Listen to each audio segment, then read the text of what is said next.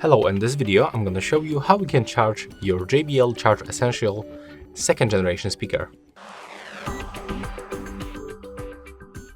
Okay, so before the charging, it will be always the best to use the original JBL cable that you have in your box. But if you don't have this cable, you can use cable from your phone.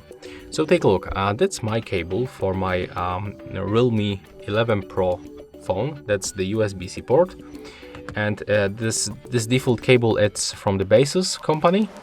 And take a look, you have to plug it right here. So take off this charge silicone cover, plug it right here into the USB-C port. That's, by the way, the charging information about the input. That's, yeah, well, let's put it right here. And right now, that's this second end, of course, that's the USB-A.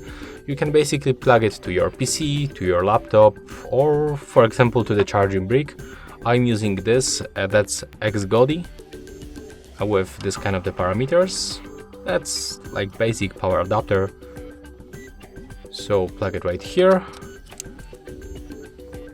and then plug it, the charging brick, to the electricity. And when you do this, this indicator will start blinking, as you can see.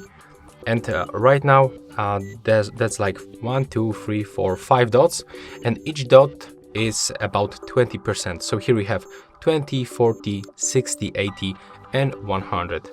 If you are using cable, like not original cable and not original charging brick from the JBL, it will definitely charge slower than on the original. So it will take even for like 3 or 4 hours to fully charge it. But yeah, that's how it looks. That's all for this video. Hope you like it.